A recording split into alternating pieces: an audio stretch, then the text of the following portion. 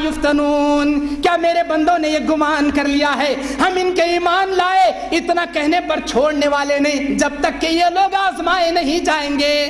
ان آزمائشوں سے اللہ جنت کو گھیر کے رکھا تھا۔ اے میرے دینی بھائیوں، میری ماں بہنوں، جنت ہمارے بابا دادا کی جاگیر نہیں ہے، پھکٹ میں ملنے والی جنت نہیں ہے۔ اس جنت کو پانے کے لیے اللہ کو راضی کرنے والی زندگی تمہیں بتانا پڑے گا، ہر قسم کی قربانیاں تمہیں دینا پڑے گا، جیسے صحابہ کرام نے قربانیاں پیش کی، ہر قسم کے اپنی زندگی کے تن کو، من کو، دھن کو، وقت کو، مال کو، ہر چیز کو اللہ کے راہ میں قربان کرنا پڑے گا، تب جا کر جنت ملے گی۔ اب سنو، جب اللہ تعالیٰ جبرائیل کو جہنم کا نظارہ کرنے کے لیے بھیجا، ساری جہنم دیکھ کر آئے، دوبارہ جہنم کا نظارہ کرنے کے لیے بھیجا، وَحُفَّتِ النَّارُ مِن مَتَاعِ الدُّنْيَا وَكُلُّ شَيْءٍ، اللہ تعالیٰ جہنم کے ارد گرد دنیا کے عیش کو، دنیا کے موج مستی کو، دنیا کے رنگ رنگیلیوں کو اللہ تعالیٰ نے جہنم کو گھیر دیا۔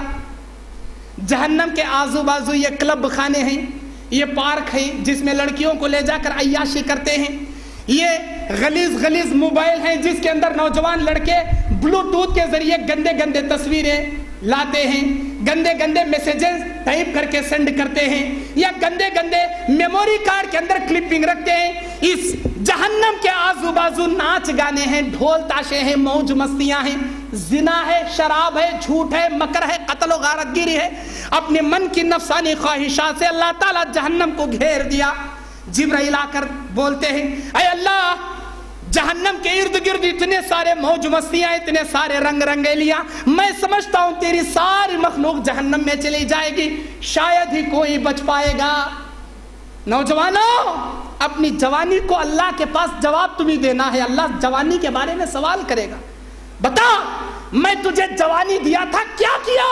آج کے نوجوان کا سب سے پہلا جواب میدان محشر میں یہ ہوگا، مولا داڑھی کو منڈایا، اپنی بھری جوانی میں سمارٹ دکھنے کے لیے داڑھی منڈایا۔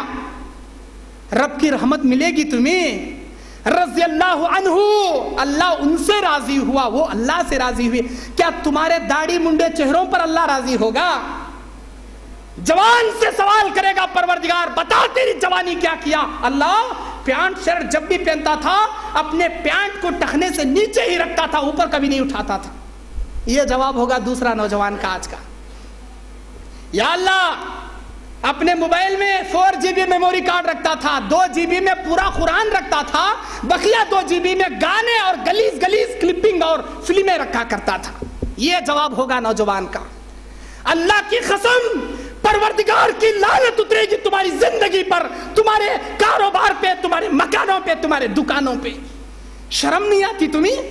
ایک میموری کارڈ کے اندر بیان بھی رکھتے ہو، گانے بھی رکھتے ہو، قرآن بھی رکھتے ہو، گندی تصویریں بھی رکھتے ہو، اللہ کے پاس تم کیا جواب دو گے؟ کیا صورت لے کر جاؤ گے؟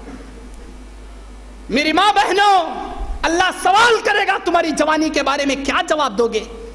میری ماں بہن جواب دے گی، یا اللہ، میں نے اپنی جوانی میں بیوٹی پارلروں کا میں نے رخ کیا، آئیبرو کراتی تھی، میک اپ کرتی تھی، اپنے بوڑھے بالوں کو جوان بناتی تھی، اپنی بوڑھی عمر کو جوان بتا کر بے پردہ گھما کرتی تھی۔ یہ جواب ہوگا ماں بہن کا۔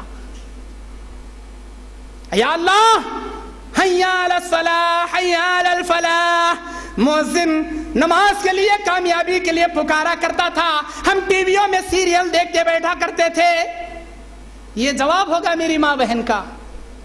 میری ماں بہنوں، تمہاری زندگی ایسی تیسی جیسی بھی ہو گزر جائے گی، وہ وقت جب آئے گا تم تڑپ جاؤ گے، اللہ تمہیں عمل کرنے کا رتی برابر موقع نہیں دے گا۔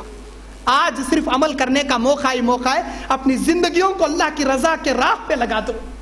نوجوانوں، اپنی جوانی کو اللہ کے پاس تمہیں پیش کرنا ہے۔ جتنے نوجوان، جتنے مرد حضرات مغرب کی نماز میں آتے ہیں، عشاء کی نماز میں آتے ہیں، تمہیں کیا ہو جاتا ہے فجر کی نماز میں تم نہیں آتے؟ اللہ کے رسول نے فرمایا، میری امت کے منافقوں پر 2 نمازیں بھاری پڑتی ہیں، ایک فجر کی نماز، ایک عشاء کی نماز۔ فجر میں نہیں آنے والوں، اپنے آپ کو مومن مت کہو، اپنے ایمان کو مومنوں کی ترازو میں مت رکھو، منافقوں کی ترازو میں رکھو۔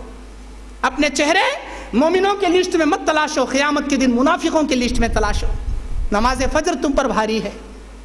الصلاۃ خیر من النوم، نماز اب نماز بہتر ہے تمہاری نیند سے، مؤذن اذان دیتا ہے، لیکن ہم کہتے ہیں ہمارا منافقانہ ایمان کہتا ہے نہیں نہیں، نیند بہتر ہے نماز سے۔